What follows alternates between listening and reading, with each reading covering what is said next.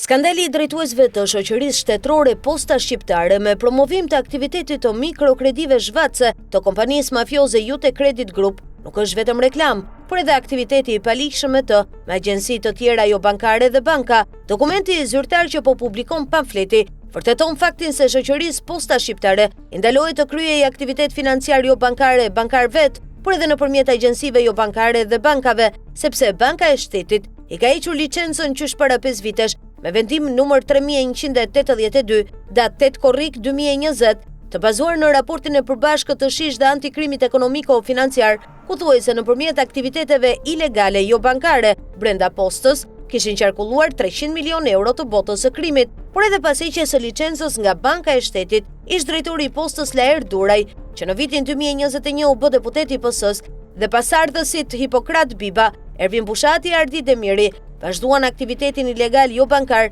me transferime e qarkullim milionash ilegale, këmbim valutor dhe monedhe elektronike. Këtë aktivitet financiar të palicencuar, Posta Shqiptare vazhdon ta kryejë edhe sot nëpërmjet bashkëpunimit me agjenci jo bankare si UTPI e Jute Credit Group, me përfaqësues dhe ortak Akan Ajdinin, i skeduar për mashtrime, falsifikime dhe zhvatje të qytetarëve me mikrokredi. Përveç kësaj agjencie, Posta Shqiptare po bashkëpunon aktivitete të paligjshme financiare jo bankare edhe me Fondi Besa të Bajram Muçajt, Noa të Andi Balltës, Virtus Lending të shtetasve kosovare Hekuran Dajaku, Elena Krasniqi e Dior Sahiti, Kredital të Elton Janinës, Klej Kaçupit dhe Dashnor Osmanit. Sipas raporteve të agjencive inteligjente, nëpërmjet kredidhënieve jo bankare dhe blerjes së kredive të këqija nga bankat, këto subjekte transferojnë, qarkullojnë dhe pastrojnë milionat e pushtetarëve dhe grupeve kriminale. Ndërkohë, Posta Shqiptare kryen veprimtari financiare edhe me Raiffeisen Bank, OTP Bank,